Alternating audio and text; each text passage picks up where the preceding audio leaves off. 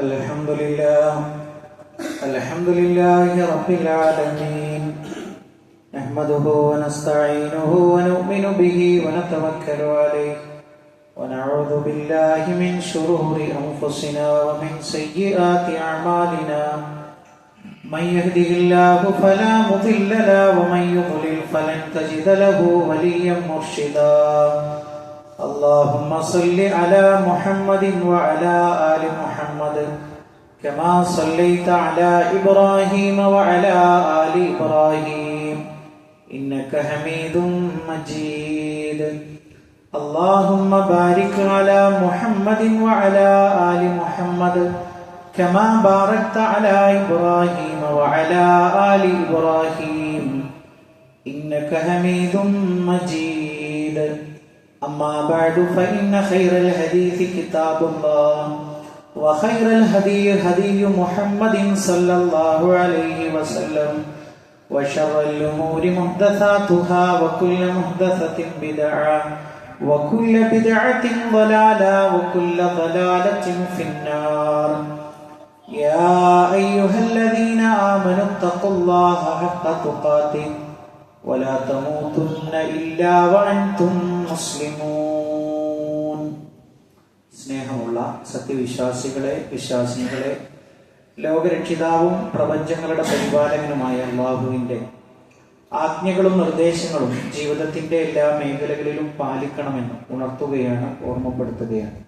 റഹ്മാനായ റബ്ബ് നമ്മുടെ കൂടിച്ചേരൽ ഉഖ്റവിയായ ലോകത്ത് ഏറെ നന്മകൾ ലഭിക്കുന്ന അമലുകളിൽ ഉൾപ്പെടുത്തി അനുഗ്രഹിക്കുമാറാകട്ടെ. പ്രിയപ്പെട്ട സത്യവിശ്വാസികളെ, മഹാനായ റസൂലുള്ളാഹി സ്വല്ലല്ലാഹു അലൈഹി വസല്ലം ഹിജ്റ പോയതും അതേപോലെ തന്നെ പ്രവാചകൻ സ്വല്ലല്ലാഹു അലൈഹി വസല്ലം വഫാത്തായതും റബീഉൽ അവൽ മാസത്തിലാണ്. അപ്പൊ റബീഉൽ അവൽ മാസം എന്ന് കേൾക്കുമ്പോൾ തന്നെ സഹാബത്തിനെ സംബന്ധിച്ചിടത്തോളം ഓർമ്മ വന്നിരുന്നത് മഹാനായ റസൂലുള്ളാഹി സ്വല്ലല്ലാഹു അലൈഹി വസല്ലമയുടെ വഫാത്തായിരുന്നു. നമുക്കെല്ലാവർക്കും അറിയാവുന്നതുപോലെ പ്രവാചകൻ സല്ലല്ലാഹു അലൈഹി വസല്ലമയുടെ വഫാത്തിനോടടുത്ത ഓരോ മിനിറ്റുകളും ഓരോ ദിവസങ്ങളും അത് കൃത്യമായി രേഖപ്പെടുത്തപ്പെട്ടിട്ടുണ്ട്. നമുക്കെല്ലാവർക്കും അറിയാവുന്നതുപോലെ പ്രവാചകൻ സല്ലല്ലാഹു അലൈഹി വസല്ലമ താൻ ഈ ലോകത്ത് നിന്ന് വിട പറയുകയാണ് എന്നുള്ള വ്യക്തമായ സന്ദേശം തന്റെ സ്വഹാബത്തിന് നൽകിയിരുന്നു എന്നുള്ളതാണ്. അവസാനത്തെ, അതായത് പ്രവാചകൻ സല്ലല്ലാഹു അലൈഹി വസല്ലമ വഫാത്താകുന്നതിന്റെ തൊട്ടു മുമ്പുള്ള റമളാനിൽ 20 ദിവസം പ്രവാചകൻ സല്ലല്ലാഹു അലൈഹി വസല്ലമ ഇഅ്തികാഫിരുന്നു. സാധാരണഗതിയിൽ 10 ദിവസമാണ് ഇരിക്കാറുള്ളത്. ആ ഒരു വഫാത്തിന്റെ തൊട്ടു മുമ്പുള്ള റമളാനിൽ 20 ദിവസം പ്രവാചകൻ സല്ലല്ലാഹു അലൈഹി വസല്ലമ ഇഅ്തികാഫിരുന്നു. അപ്പോ ജിബ്രീൽ അലൈഹിസ്സലാം വരികയും വീണ്ടും വീണ്ടും വിശുദ്ധ ഖുർആനിന്റെ ആവർത്തനം പരിശോധിക്കുകയും ചെയ്ത ആ ഒരു സംഭവം ഹദീസിൽ നമുക്ക് കാണാൻ കഴിയും. മാത്രമല്ല, ഹിജ്റ 10-ാം വർഷം 11-ലാണ് പ്രവാചകൻ സല്ലല്ലാഹു അലൈഹി വസല്ലം വഫാത്താകുന്നത്. 10-ാം വർഷം ഹജ്ജത്തുൽ വിദാഇൽ തന്റെ ചുറ്റും താൻ എന്തു പറയുന്നു എന്ന് കേൾക്കാൻ വേണ്ടി കാതോർത്തിരിക്കുന്ന സ്വഹാബത്തിനോട് പ്രവാചകൻ സല്ലല്ലാഹു അലൈഹി വസല്ലം പ്രസംഗിക്കുകയാണ്. അയ്യുഹന്നാസ് ഇസ്മഉ ഖൗലി ഫഇന്നി ലാ അദ്രി ലഅല്ലി ലാ അൽഖാകും ബഅദ യൗമി ഹാദാ ഫീ ഹാദൽ മൗഖിഫ്. ജനങ്ങളെ, ഞാൻ പറയുന്നത് വിശ്വാസികളെ കാതോർത്ത് കേൾക്കണം. നിങ്ങൾ അശ്രദ്ധരാവരുത്. ഇതേപോലെ ഇതേ സ്ഥാനത്ത് നിന്ന് ഇനി ഒരിക്കൽ നിങ്ങളോട് പ്രസംഗിക്കാൻ കഴിയുമെന്ന് എനിക്ക് തോന്നുന്നില്ല എന്ന് പ്രവാചകൻ സല്ലല്ലാഹു അലൈഹി വസല്ലം സഹാബത്തിന് മുന്നറിയിപ്പ് നൽകി. ജംറയിൽ കല്ലെറിയുന്ന സമയത്ത് പ്രവാചകൻ സല്ലല്ലാഹു അലൈഹി വസല്ലം പറഞ്ഞു, സഹാബത്തെ ലിതഖുദു മനാസിക്കക്കും, നിങ്ങൾ നന്നായി ഞാൻ എന്ത് ചെയ്യുന്നു എന്ന്, എന്റെ ആരാധനാ കർമ്മങ്ങളെ നിങ്ങൾ നന്നായിട്ട് വീക്ഷിച്ച് പഠിക്കണം. ഫഇന്നി ലാ അദ്രി ലഅല്ലി ലാ അഹജ്ജു ബഅദ ഹജ്ജതി ഹാദാ. ഈ ഒരു ഹജ്ജിന് ശേഷം ഇനി ഒരു ഹജ്ജ് ചെയ്യാൻ എനിക്ക് സാധിക്കുമോ എന്ന് എനിക്കറിയില്ല എന്ന് പ്രവാചകൻ സല്ലല്ലാഹു അലൈഹി വസല്ലം പറയുന്നു. ഹിജ്റ 11-ൽ സഫർ മാസം 29-ന് തിങ്കളാഴ്ച ബഖീഇൽ ഒരു ജനാസ മറമാടിയിട്ട് പ്രവാചകൻ സല്ലല്ലാഹു അലൈഹി വസല്ലം മടങ്ങി വരികയാണ്. വഫാത്തിന് കാരണമായ രോഗം, അതിശക്തമായ തലവേദന പ്രവാചകൻ സല്ലല്ലാഹു അലൈഹി വസല്ലമക്ക് പിടിപെടുകയാണ്. അങ്ങനെ നമ്മൾ ആലോചിച്ച് നോക്കേണ്ടുന്ന ഒരു കാര്യം, പ്രവാചകൻ സല്ലല്ലാഹു അലൈഹി വസല്ലമ ആയിഷ ഉമ്മയോട് വന്നിട്ട് പറയുന്നു, ആയിഷ വല്ലാത്ത തലവേദനയുണ്ട്. അപ്പൊ ആയിഷമ്മയും പറയുന്നു, അള്ളാഹുവിന്റെ റസൂലേ എനിക്കുമുണ്ട്. പ്രവാചകൻ സല്ലല്ലാഹു അലൈഹി വസല്ലം പറയുന്നു, നിങ്ങളിൽ ഒരാൾ അനുഭവിക്കുന്ന, രണ്ടാൾ അനുഭവിക്കുന്ന വേദന ഞാൻ അനുഭവിക്കുന്നു. അപ്പൊ മഹദി തിരിച്ചു പറഞ്ഞു, അള്ളാഹുവിന്റെ റസൂലേ, അപ്പൊ 2 കൂലി താങ്കൾക്ക് കിട്ടുമല്ലോ എന്ന് മഹദി തിരിച്ചു ചോദിക്കുന്ന ഒരു സംഭവം നമുക്ക് കാണാൻ കഴിയും. അങ്ങനെ രോഗിയായിക്കൊണ്ട് പ്രവാചകൻ സല്ലല്ലാഹു അലൈഹി വസല്ലം 11 ദിവസം ജമാഅത്തിന് നേതൃത്വം നൽകി. അങ്ങനെ മറ്റുള്ള ഭാര്യമാരുടെ വീടുകളിൽ പോകുമ്പോൾ പ്രവാചകൻ സല്ലല്ലാഹു അലൈഹി വസല്ലം ചോദിക്കുകയാണ്, ഐനാന ഗദൻ, നാളെ ഞാൻ എവിടെയാണ്? അപ്പോ സഹാബത്ത് റളിയല്ലാഹു അൻഹും നമ്മുടെ ഉമ്മമാർക്ക് മനസ്സിലായി എന്താ പ്രവാചകൻ ആഗ്രഹിക്കുന്നത് എന്ന്. ആയിഷ ഉമ്മയുടെ വീടാണ് പ്രവാചകൻ ആഗ്രഹിക്കുന്നത്.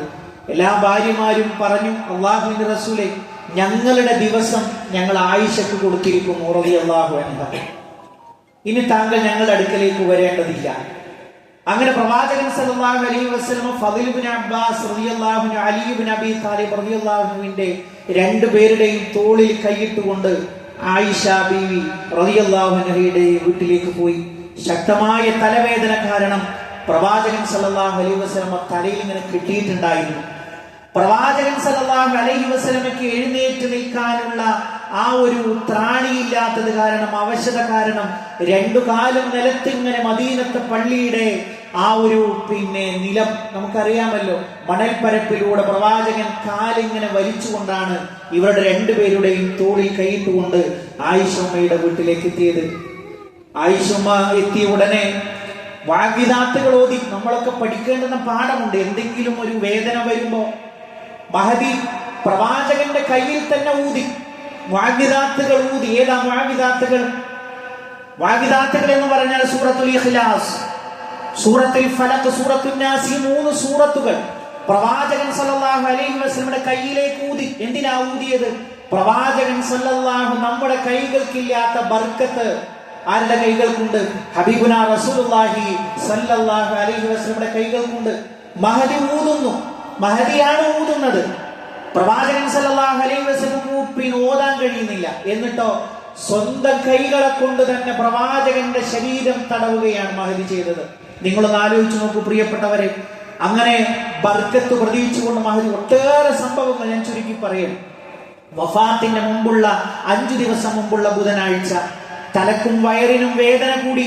പ്രവാചകൻ സല്ലല്ലാഹു അലൈഹി വസല്ലം സഹാബത്തിനോട് പറയാണ്, എന്റെ തലയിൽ നിങ്ങൾ വെള്ളമൊഴിക്കൂ, ഞാനൊന്ന് എഴുന്നേറ്റ് നിൽക്കട്ടെ. പ്രവാചകൻ സല്ലല്ലാഹു അലൈഹി വസല്ലമക്ക് ഒരല്പം ആശ്വാസം ലഭിച്ചപ്പോ പ്രവാചകൻ സഹാബികളുടെ സഹായത്താൽ പള്ളിയിലേക്ക് പോയി. എന്നിട്ട് മിമ്പറിൽ ഇരുന്നുകൊണ്ട് സംസാരിക്കുകയാണ്. തന്റെ അനുചരന്മാർ കാതു കൂർപ്പിച്ചിരിക്കുകയാണ്. അങ്ങനെ സഹാബത്തിനോട് പ്രവാചകൻ സല്ലല്ലാഹു അലൈഹി വസല്ലം സംസാരിക്കുമ്പോ ഒരു വർത്തമാനം പറഞ്ഞു, ഇന്ന അബ്ദൻ ഖയ്യറഹുല്ലാഹു ബൈന യൂതിയഹു മിൻ സഖറത്തി ദുനിയ മാ ശാഅ വബൈന മാ ഇൻദഹ. അല്ലാഹു തന്റെ അടിമയുടെ മുമ്പിൽ 2 ചോയ്സ് വെച്ചു കൊടുത്തു. ദുനിയാവ് വേണോ അതല്ല അല്ലാഹുവിന്റെ അടുക്കലുള്ളത് വേണോ എന്ന് ചോദിച്ചപ്പോ ആ അടിമ തെരഞ്ഞെടുത്തത് അല്ലാഹുവിന്റെ അടുക്കലുള്ളത് മതി എന്നാണ്. ഇങ്ങനെ സംസാരിച്ചപ്പോ ഇത് റിപ്പോർട്ട് ചെയ്ത സഹാബി വര്യം പറയാൻ, അബൂബക്കർ സിദ്ദീഖ് റളിയല്ലാഹു അൻഹു കരഞ്ഞു. ഞങ്ങൾ അത്ഭുതപ്പെട്ടു, എന്തിനാണ് ഈ ശൈഖ് കരയുന്നത്? അതിന് മാത്രം എന്താ പ്രവാചകൻ സല്ലല്ലാഹു അലൈഹി വസല്ലം പറഞ്ഞത്? പിന്നെയാണ് എനിക്ക് മനസ്സിലായത്, ഞങ്ങളുടെ കൂട്ടത്തിൽ ഏറ്റവും ആലിമായ വകാന അബൂബക്കർ ഹുവ അലമനാ ബി, ഞങ്ങളുടെ കൂട്ടത്തിൽ ഏറ്റവും വലിയ ആലിമ് അബൂബക്കർ സിദ്ദീഖ് റളിയല്ലാഹു അൻഹു ആയിരുന്നു എന്ന് ഞങ്ങൾക്കാണ് മനസ്സിലായത്. എന്താ കാര്യം? പ്രവാചകൻ സല്ലല്ലാഹു അലൈഹി വസല്ലമ വാക്കിലൂടെ സൂചന നൽകണം. മുഹമ്മദേ, അല്ലാഹു ഇതാ നിനക്ക് ഇട്ടു തരുന്നു, ദുനിയാവിൽ നിൽക്കണോ അല്ലാഹു തയ്യാറാക്കിയിട്ടുള്ള സ്വർഗീയ ജീവിതത്തിലേക്ക് വരണോ എന്ന് അടിമയോട് അനുവാദം ചോദിക്കുകയാണ്. അപ്പൊ ആ അടിമ അല്ലാഹുവിന്റെ അടുക്കലുള്ളത് തെരഞ്ഞെടുത്തു എന്ന് പറഞ്ഞപ്പോ അതിന്റെ മാന ആർക്ക് മനസ്സിലായി? മഹാനായ സദസ്സിലുണ്ടായിരുന്ന അബൂബക്കർ സിദ്ദീഖ് റളിയല്ലാഹു അൻഹു മനസ്സിലായി. അബൂബക്കർ സിദ്ദീഖ് റളിയല്ലാഹു അൻഹു മനസ്സിലായി പ്രവാചകന്റെ വഫാത്തിനോട് അടുത്തിട്ടുണ്ട്. അങ്ങനെ സങ്കടഭാരത്താൽ അബൂബക്കർ സിദ്ദീഖ് റളിയല്ലാഹു അൻഹു കരഞ്ഞു എന്നുള്ളതാണ്. ആ ഇഷ്ടം പ്രവാചകൻ തുറന്നു പറഞ്ഞിട്ടുണ്ട് പലപ്പോഴായിട്ട് അബൂബക്കർ എന്നവരോട്. ഇതുവരെ ഒരാളുടെ മുതലും എനിക്ക് പ്രയോജനപ്പെട്ടിട്ടില്ല, എന്റെ അബൂബക്കറിന്റെ മുതലിനോളം പ്രയോജനപ്പെട്ട ഒരു മുതലും എനിക്ക് കിട്ടിയിട്ടില്ല എന്ന് പ്രവാചകൻ സല്ലല്ലാഹു തുറന്നു പറയുന്ന രംഗം നമുക്ക് കാണാൻ കഴിയും. അന്ന് പ്രവാചകൻ സല്ലല്ലാഹു അലൈഹി വസല്ലം മിമ്പറിൽ ഇരുന്ന് ഉപദേശിക്കുകയാണ്. പ്രിയപ്പെട്ടവരെ, ഒരുപാട് പാഠങ്ങൾ നമുക്കതിലുണ്ട്. ഒന്ന് നൽകിയ ഉപദേശം എന്താണ്?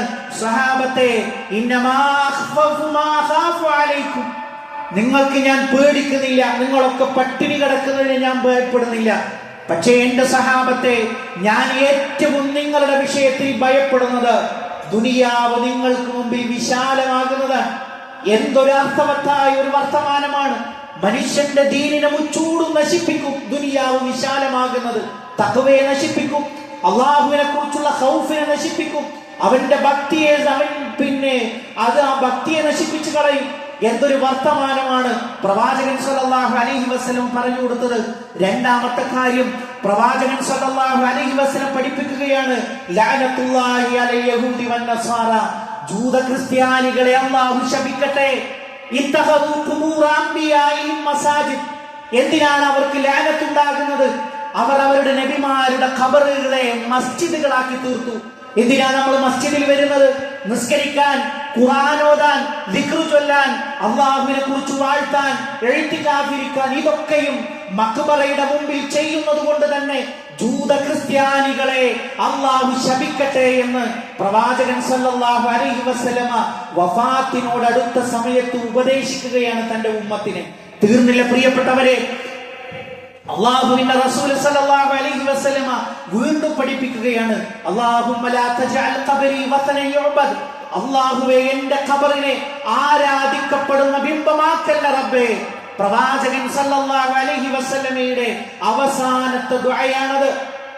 അവസാനത്തോടടുത്ത പ്രാർത്ഥനയാണ്, അല്ലാഹുവേ വിഗ്രഹങ്ങളുടെ മുമ്പിൽ ഒരു മനുഷ്യൻ എന്തൊക്കെ കാട്ടിക്കൂട്ടും. അവൻ ഒന്നും ചെയ്യാൻ സൗകര്യമില്ലെങ്കിൽ ഒന്ന് കുനിഞ്ഞു വണങ്ങി ഭക്തി കാണിക്കും. സൗകര്യമുള്ളവരോ അവിടെ പാലൊഴുക്കും, തേനൊഴുക്കും, നൈവേദ്യങ്ങൾ സമർപ്പിക്കും, കിടന്നുരുളും, തവാഫ് ചെയ്യും, അല്ലെ? അങ്ങനത്തെ ഒരു സാഹചര്യം അല്ലാഹുവേ എന്റെ ഖബറിന് വരുത്തരുതേ എന്ന് അല്ലാഹുവിന്റെ റസൂല് സല്ലല്ലാഹു അലൈഹി വസല്ലം പ്രാർത്ഥിക്കുകയാണ്. ഈ വല്ല വസിയത്തുകളും ഈ ഉമ്മത്തിന് ഓർമ്മയുണ്ടോ? നമ്മൾ ആലോചിക്കുക. ഉയർത്തിപ്പെട്ട ശ്മശാനങ്ങളില്ലേ, ഖബറുകളില്ലേ, മഖാമുകളില്ലേ, ഖുർആൻ ഓതുന്ന, തവാഫ് ചെയ്യുന്ന, സങ്കടങ്ങൾ പറയുന്ന, പള്ളിയിൽ വന്നാൽ കോട്ടുവായിട്ടും ചാരിയിരുന്നും ആ ഒരു സമയം എങ്ങനെ കഴിച്ചുകൂട്ടി പെട്ടെന്ന് പള്ളിയിൽ നിന്ന് എങ്ങനെ പുറത്തു ചാടാമെന്ന് വിചാരിക്കുന്ന ഉമ്മത്ത് മഖ്ബറയുടെ മുമ്പിൽ പോയാൽ പൊട്ടിക്കരയുന്നു, സങ്കടം തികട്ടി വരുന്നു. എന്തിനേറെ നേരെ പോയ ആ ഒരു ശരീരം അങ്ങനെ തന്നെ റിവേഴ്സിലാ വരുന്നത്. എന്തിനാണ്? തന്റെ പൃഷ്ഠഭാഗം മഖ്ബറയിലേക്ക് തിരിക്കാൻ പാടില്ല. എന്തു ഭക്തിയാണ്, എന്ത് ആദരവാണ്! അല്ലാഹുവിന്റെ ഭവനത്തിൽ, അല്ലാഹുവിന്റെ ഇഷ്ടമുള്ള ഭവനത്തിൽ, അഹബ്ബുൽ മസാജിദി ഇലല്ലാഹ്, അല്ലാഹുവിന് ഏറ്റവും പ്രിയങ്കരമായത് നാടുകളിൽ വെച്ച് അവന്റെ പള്ളികളാണ് എന്ന് പറഞ്ഞ പള്ളികളിൽ കാണിക്കാത്ത ഭക്തി ആദരവുകൾ അന്ന് വഫാത്തിനോടടുത്ത സമയത്ത് മിമ്പറിൽ ഇരുന്നു കൊണ്ട്, പ്രവാചകന്റെ ഹുജറയിൽ ഇരുന്നു കൊണ്ട് സ്വഹാബത്തിന് നൽകിയ ഉപദേശം ഇന്ന് ഈ ഉമ്മത്ത് വലിച്ചെറിഞ്ഞു. ഖേദമല്ലേ, സങ്കടമല്ലേ? ഈ ഉമ്മത്തിന് ഇതെന്തു പറ്റി പ്രിയപ്പെട്ടവരെ? തീർന്നില്ല. നമ്മളെ സംബന്ധിച്ചിടത്തോളം ആ വഫാത്തിനോടടുത്ത സമയത്തുള്ള പ്രവാചകൻ വഫാത്താകുന്നതിന് മുമ്പുള്ള വ്യാഴാഴ്ച പ്രവാചകൻ സല്ലല്ലാഹു അലൈഹി വസല്ലമ പ്രത്യേകമായിട്ട് ഉപദേശം നൽകുകയാണ്. ഒരിക്കലും ഉമ്മത്തെ നിങ്ങൾ നിസ്കാരം ഒഴിവാക്കരുത്.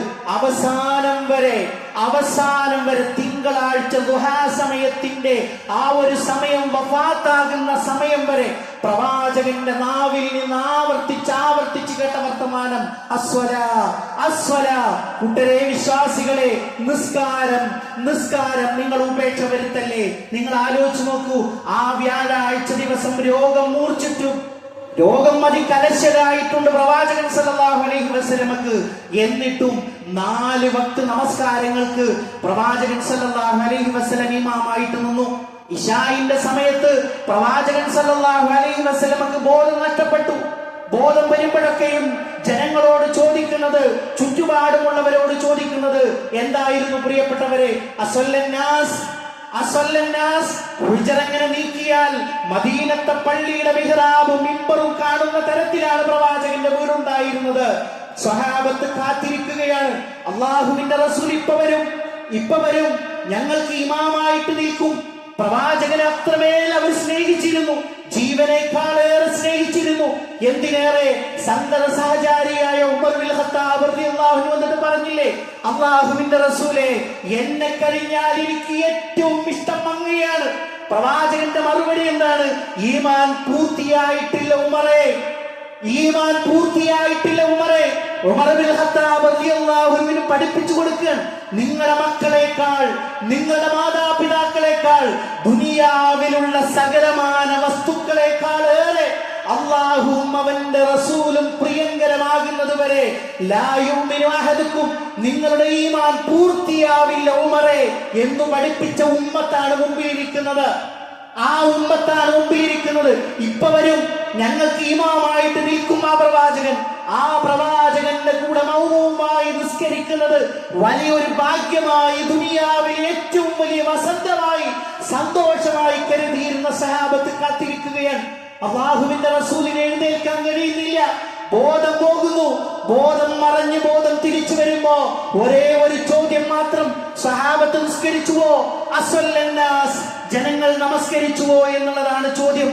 അപ്പോഴോ പ്രവാചകൻ സല്ലല്ലാഹു അലൈഹി വസല്ലമക്ക് വല്ലാത്ത ആഗ്രഹമുണ്ട് ഒന്ന് എഴുന്നേറ്റ് നിൽക്കാൻ. വീട്ടിൽ വാഹനമുണ്ട്, തൊട്ടടുത്ത് പള്ളിയുണ്ട്, അതേപോലെ തന്നെ ബാങ്കിന്റെ മിനാരങ്ങളിൽ നിന്ന് ബാങ്കുലികൾ തന്റെ വീട്ടിലേക്ക് വരുന്ന ഉമ്മത്തിൽപ്പെട്ട ആളുകളെ നമ്മൾ ശ്രദ്ധിക്കണം. പ്രവാചകനോടുള്ള മഹബത്ത് ശരിയായിട്ടില്ല. പ്രവാചകൻ അവസാനം വരെയും പറഞ്ഞിട്ടുള്ളത് അസ്വല്ലന്നാസ് എന്നുള്ളതാണ്.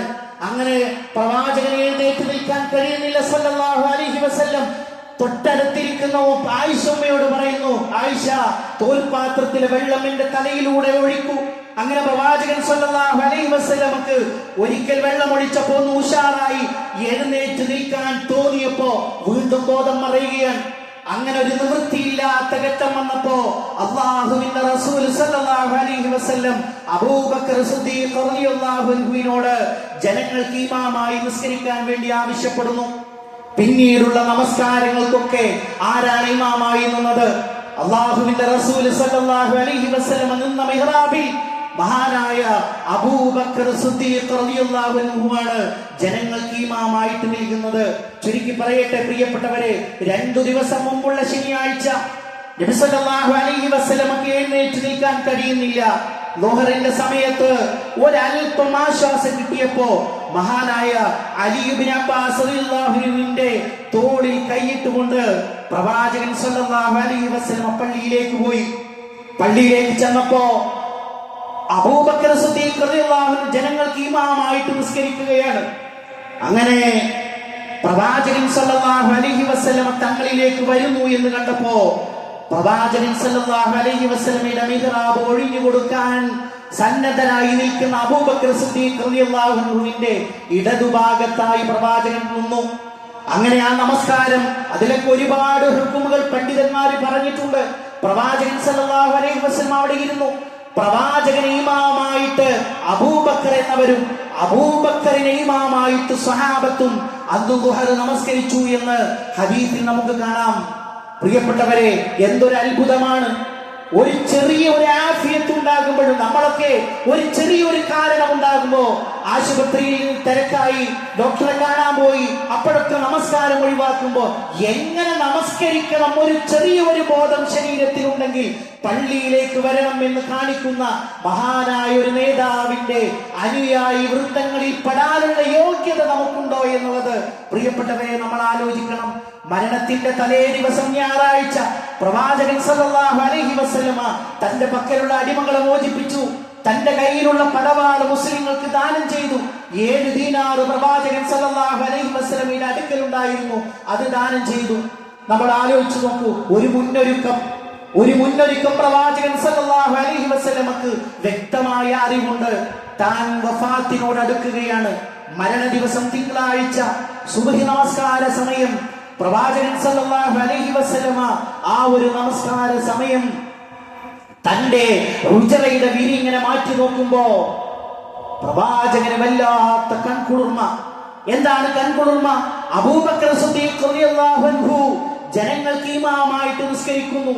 അബൂബക്കർ എന്നവരുടെ കീഴിൽ മൗമൂമികളായിക്കൊണ്ട് സൊഫായി നീക്കുന്ന തന്റെ സ്വഹാബത്തിനെ കൺകുളിർക്കെ കണ്ടു. ആ കാഴ്ച കണ്ടപ്പോ സഹാബത്തിന് തോന്നുകയാണ്, ഇതാ പ്രവാചകൻ രോഗമൊക്കെ മാറി ഞങ്ങളിലേക്ക് വരാനിരിക്കുകയാണ് എന്ന് സന്തോഷത്തോടുകൂടി. എത്രമേൽ സന്തോഷം എന്ന് ഹദീസിൽ കാണാൻ കഴിയും. ഞങ്ങളുടെ നമസ്കാരം ബാത്തിലായി പോകുമോ സന്തോഷത്താൽ എന്ന് കരുതുമാറ് ഞങ്ങളൊക്കെ സന്തോഷിച്ചു. പക്ഷേ പ്രവാചകൻ സല്ലല്ലാഹു അലൈഹി വസല്ലമ നമസ്കാരം തുടരാൻ വേണ്ടി ആവശ്യപ്പെട്ടു. പ്രിയപ്പെട്ടവരെ, നമ്മളെ സംബന്ധിച്ചിടത്തോളം വളരെ ഗൗരവമായ ചില ഉണർത്തലുകളുണ്ട്. അതെന്താണ്? അല്ലാഹുവിന്റെ റസൂൽ സല്ലല്ലാഹു അലൈഹി വസല്ലമയുടെ വഫാത്ത്, ഒരു മുസീബത്ത് വന്നാൽ ഒരു വിശ്വാസി ആദ്യമായി ഓർക്കേണ്ടത് എന്തൊരു മുസീബത്താണ് ഇത് എന്നല്ല, എനിക്ക് ഏറ്റവും വലിയൊരു മുസീബത്ത് സംഭവിച്ചു. അതേതാണ്?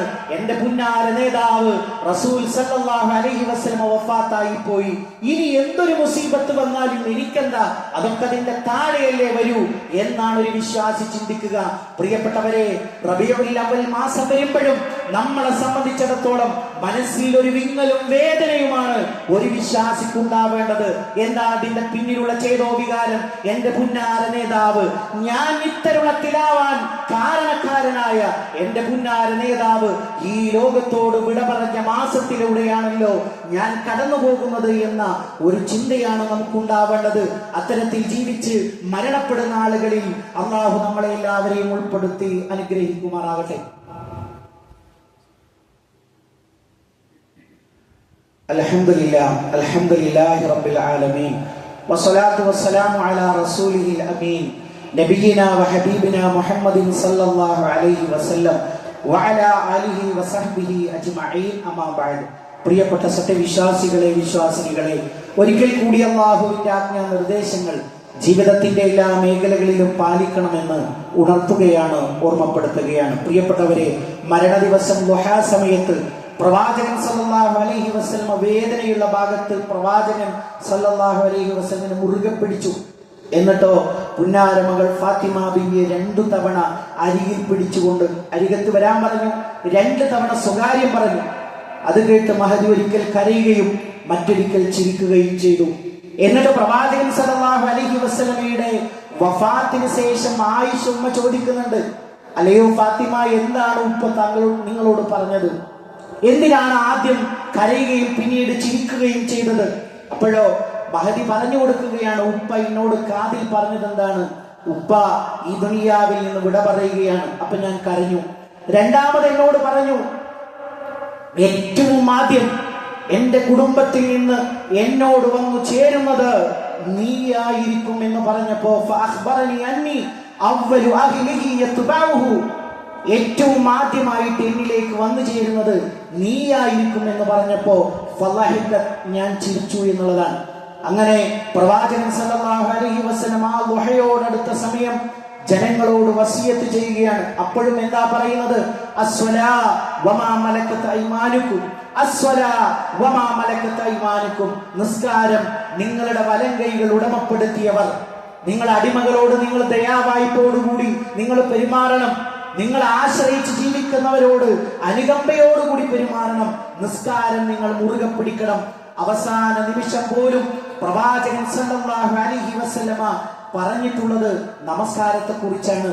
ഇനിയോ പ്രിയപ്പെട്ടവരെ, നമ്മളെ സംബന്ധിച്ചിടത്തോളം അല്ലാഹുവിന്റെ റസൂൽ സല്ലല്ലാഹു അലൈഹി വസല്ലം അവസാനമായിട്ട് പറയുകയാണ്, ആയിഷ, ഖൈബറിൽ ആ പെണ്ണിനെ തീറ്റിയിട്ടുള്ള ആ വിഷം എനിക്കിപ്പോ തികട്ടി വരുന്നു എന്നുള്ളത് നമുക്ക് ആ ചരിത്രം അറിയാം. ഞാനത് വിശദീകരിക്കുന്നില്ല. പ്രവാചകൻ സല്ലല്ലാഹു അലൈഹി വസല്ലമയെ കൊലപ്പെടുത്താൻ വേണ്ടി ഒരു ജൂത സ്ത്രീ ആടിന്റെ മാംസത്തിൽ കൊടിയ വിഷം പുരട്ടുകയും അത് കഴിച്ചൊരു സഹാബി തൽക്ഷണം മരണപ്പെടുകയും അല്ലാഹുവിന്റെ റസൂലിനോട് മലായിക്കത്തുകൾ വന്നുകൊണ്ട് അത് കഴിക്കരുത് എന്ന് ആവശ്യപ്പെടുകയും ചെയ്ത സന്ദർഭം അറിയാം. ആ ഒരു വിഷയവുമായി ബന്ധപ്പെട്ട് പറയാണ്, ആയിഷ, അന്ന് ഖൈബറിൽ അവൾ തന്ന വിഷം ഇപ്പോഴും എനിക്ക് തികട്ടി വരുന്നു എന്ന് പറയുന്ന ഒരു സന്ദർഭം നമുക്ക് കാണാം. ആയിഷ ഉമ്മയുടെ മടിയിലേക്ക് കിടക്കുകയാണ് പ്രവാചകൻ സല്ലല്ലാഹു അലൈഹി വസല്ലമ. അപ്പോൾ ആയിഷ ഉമ്മയുടെ സഹോദരൻ അബ്ദുറഹ്മാൻ ഇങ്ങനെ കടന്നു വരുന്നു. അബ്ദുറഹ്മാന്റെ കയ്യിൽ മിസ്വാക്കുണ്ട്.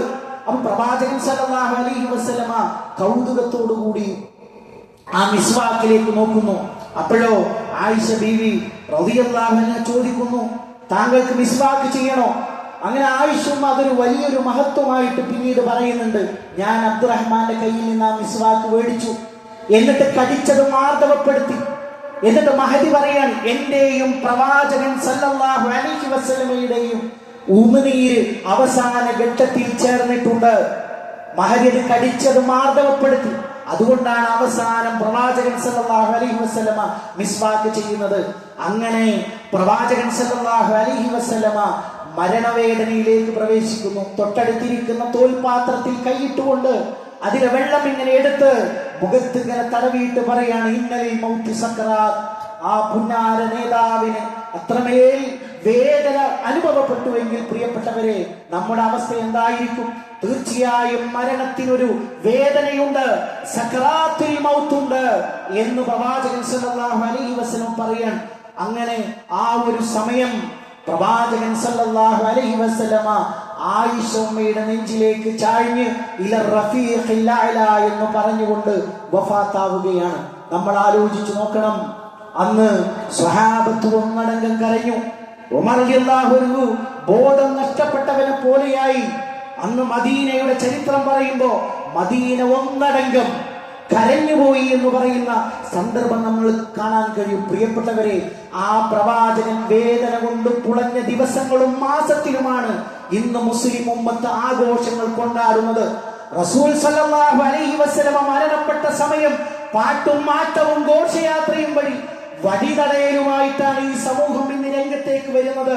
മരണവാർത്തയെ അറിഞ്ഞ സഹാബത്ത് ബോധരഹിതരായി മദീനത്ത് നീക്കുവാൻ കഴിയാതെ ബിലാലിനെ പോലെയുള്ള സഹാബികൾ മദീന വിട്ടുപോയ സന്ദർഭം ചരിത്രങ്ങളിൽ ഉടനീളം നമുക്ക് കാണാൻ കഴിയും. അതായിരുന്നു അവരുടെ നബി സ്നേഹം, അതായിരുന്നു അവരുടെ മീലാദുൻ നബി, അതായിരുന്നു അവരുടെ പ്രവാചക സ്നേഹമെങ്കിൽ പ്രിയപ്പെട്ടവരെ, നമ്മളെ സംബന്ധിച്ചിടത്തോളം റസൂൽ സല്ലല്ലാഹു അലൈഹി വസല്ലം വഫാത്തായ ദിനം എങ്ങനെ ഒരു മുസ്ലിമിനെ ആഘോഷിക്കാൻ കഴിയും? ഈ ഉമ്മത്ത് ചരിത്രം പഠിച്ചിട്ടില്ലേ? ഈ ഉമ്മത്ത് പ്രവാചകൻ സല്ലല്ലാഹു അലൈഹി വസല്ലമയുടെ വഫാത്തിനെ കുറിച്ച് അവർക്ക് എന്താ ഇത് പറഞ്ഞു കൊടുക്കാത്തത്? അവരെന്താ ഇത് മനസ്സിലാക്കാത്തത്? ഏറ്റവും വലിയ ദുഃഖവും സങ്കടവും ഒരു മുസ്ലിമിനെ സംബന്ധിച്ചിടത്തോളം പ്രവാചകൻ സല്ലല്ലാഹു അലൈഹി വസല്ലമയുടെ വഫാത്തല്ലേ. ഈ കാര്യം നമ്മൾ അറിയാതെ പോകുന്നു എന്നുള്ളതാണ്. പ്രിയപ്പെട്ടവരെ, നമ്മളെ സംബന്ധിച്ചിടത്തോളം പ്രവാചകൻ സല്ലല്ലാഹു, ഞാൻ നേരത്തെ പറഞ്ഞല്ലോ, ഏറ്റവും വലിയ മുസീബത്ത്, അതിന്റെ മുകളിൽ ഒരു മുസീബത്ത് ഇനി നമുക്ക് വരാനില്ല. വിശ്വാസിയെ സംബന്ധിച്ചിടത്തോളം നമുക്ക് ഏറ്റവും വലിയ ആശ്വാസം നൽകുന്നത്, എന്നെ എന്തോ ബാധിച്ചോളട്ടെ, അതിനേക്കാൾ വലിയൊരു മുസീബത്ത് എനിക്ക് കഴിഞ്ഞു പോയിട്ടുണ്ട്, എന്റെ പ്രവാചകന്റെ വഫാത്താണ് എന്ന് സഹാബത്ത് കൃത്യമായി പറയുന്നത് നമുക്ക് ചരിത്രത്തിൽ അടയാളപ്പെടുത്താൻ കഴിയും. അതുകൊണ്ട് പ്രിയപ്പെട്ടവരെ, ഇതൊരു കുറ്റപ്പെടുത്തലല്ല, ഇതൊരു ആക്ഷേപവുമല്ല. അങ്ങനെ തോന്നുന്നുവെങ്കിൽ പ്രിയപ്പെട്ടവരെ, നമ്മളെ സംബന്ധിച്ചിടത്തോളം ഈ കുറഞ്ഞ ആളുകളെങ്കിലും, ഇതിൽപ്പെട്ട പലരും അതിന്റെ സംഘാടകരോ അതിന്റെ സമ്പത്ത് കൊടുക്കുന്നവരോ ഒക്കെ ആയിരിക്കാം, അതൊന്നും ഇവിടെ പ്രശ്നമില്ല. എന്തേ ഉള്ളൂ, അല്ലാഹുവേ, നാളെ പരലോകത്ത് മഹ്ശറാവൻ സഭയിൽ വരുമ്പോ ഇത് ഞങ്ങൾ അറിയില്ലല്ലോ എന്ന് പറയാൻ ഒരു ന്യായം ഉണ്ടാവരുത്. അത് മാത്രമേ ഉള്ളൂ. പ്രവാചകൻ സല്ലല്ലാഹു അലൈഹി വസല്ലം പറഞ്ഞില്ലേ, ഫദക്കിർ ഇന്നമാ അൻത മുദക്കിർ, പറയുക പ്രവാചകരെ, പറച്ചിൽ നിർത്താൻ പാടില്ല. ഇന്നമാ അൻത മുദക്കിർ, നീ ഉത്ബോധകൻ മാത്രമാണ്. വാശിയില്ല, വൈരാഗ്യമില്ല, അതേപോലെ തന്നെ ഭീഷണിപ്പെടുത്തലില്ല, ആധിപത്യം ചെലുത്തലില്ല, പറഞ്ഞു കൊടുക്കുക എന്ന ഒരു ദൗത്യം മാത്രം. അള്ളാഹുവിന്റെ മഹ്ശറയിൽ വരുമ്പോ, വാപ്പയും മകനും വേറിട്ട് പോകുമ്പോ, ഭാര്യയും ഭർത്താവും വേറിട്ട് പോകുമ്പോ എന്തൊരു ദയനീയമായ കാഴ്ചയാണ്. അല്ലാഹ്, ഇവരെനിക്ക് പറഞ്ഞു തന്നില്ലയോ എന്ന് പറയാൻ ഒരു ന്യായമില്ലാത്ത ഒരു കാരണം ഉണ്ടാക്കാൻ വേണ്ടി മാത്രമാണ് പ്രിയപ്പെട്ടവരെ ഈ വിഷയം പറഞ്ഞത്. യഥാർത്ഥത്തിലുള്ള മീലാദുൻ നബി ജീവിതം അവസാനിക്കുന്ന നിമിഷം വരെയും ആ പ്രവാചകൻ ഭക്ഷണം കഴിച്ചത് വലത് കൈകൊണ്ട്, വെള്ളം കുടിച്ചത് വലത് കൈകൊണ്ട്, ആ പ്രവാചകൻ വേഷമെടുത്തത് ഞെരിയാണിക്ക് മുകളിൽ താടി സമൃദ്ധമായി വളർത്തിയിരുന്നു. ഇതാണ് പ്രവാചക സ്നേഹം. പ്രവാചകനെ സ്നേഹിക്കുന്നുവെങ്കിൽ ആ പ്രവാചകൻ മൻ അഹബ്ബ സുന്നത്തി ഫഖദ് അഹബ്ബനി, എന്റെ സുന്നത്തിനെ ആര് ഇഷ്ടപ്പെട്ടുവോ അവനാണ് എന്നെ ഇഷ്ടപ്പെട്ടവൻ എന്ന് പ്രവാചകൻ സല്ലല്ലാഹു അലൈഹി വസല്ലം പഠിപ്പിച്ചുവെങ്കിൽ, ഒരു ദിവസം രാവിലെ തുടങ്ങി വൈകുന്നേരം അവസാനിപ്പിക്കുന്ന പ്രവാചക സ്നേഹം അത് വിശ്വാസിക്ക് പരിചയമില്ല. ചരിത്രത്തിൽ ആർക്കും അത് പരിചയമില്ല. അബൂബക്കർ സിദ്ദീഖ് റളിയല്ലാഹു പരിചയമില്ല, ഉമർ ബിൻ ഖത്താബ് റളിയല്ലാഹു പരിചയമില്ല. അവരില്ലാത്തൊരു സ്വർഗം നമുക്ക് വേണോ? പ്രിയപ്പെട്ടവരെ, ആലോചിക്കുക. നമ്മളെ സംബന്ധിച്ചിടത്തോളം ജീവിതം നൈമിഷികമാണ്. അള്ളാഹുവിന്റെ മുമ്പിൽ ഇതിനൊക്കെയും നമ്മൾ കണക്ക് പറയേണ്ടി വരും എന്നൊരു ബോധം നമുക്കുണ്ടാവുക. അള്ളാഹുവിന്റെ പ്രവാചകന്റെ കൂടെ സ്വർഗത്തിൽ ഇരിക്കണം എന്നുള്ളതാണ് നമ്മുടെ ആഗ്രഹമെങ്കിൽ ആ പ്രവാചകന്റെ അധ്യാപനങ്ങളെ ജീവിതത്തിൽ പുലർത്താൻ നമ്മൾ ശ്രദ്ധിക്കുക. റഹ്മാനായ റബ്ബ് ഇരു ലോകത്തും വിജയം വരിക്കുന്ന മുഅ്മിനീങ്ങളിൽ മുത്തഖീങ്ങളിൽ നമ്മളെ എല്ലാവരെയും ഉൾപ്പെടുത്തി അനുഗ്രഹിക്കുമാറാകട്ടെ. ഇതേപോലെ അവന്റെ ജന്നാത്തിൽ ഫിർദൗസിൽ ഒരുമിച്ചിരിക്കാനുള്ള ഭാഗ്യം നൽകി അള്ളാഹു നമ്മളെ ഓരോരുത്തരെയും അനുഗ്രഹിക്കുമാറാകട്ടെ. അല്ലാഹുമ്മ ഗ്ഫിർ ലിൽ മുഅ്മിനീന വൽ മുഅ്മിനാത്ത് വൽ മുസ്ലിമീന വൽ മുസ്ലിമാത്ത് അൽഅഹ്യാഇ മിൻഹും വൽ അംവാത്ത് ഇന്നക മുജീബുദ് ദഅവാതി യാ ഖാദിയൽ ഹജാത്ത്. اللهم اجرنا من النار اللهم اجرنا من النار اللهم ربنا تقبل منا انك انت السميع العليم وتب علينا انك انت التواب الرحيم امين امين برحمتك يا ارحم الراحمين اللهم صل على محمد.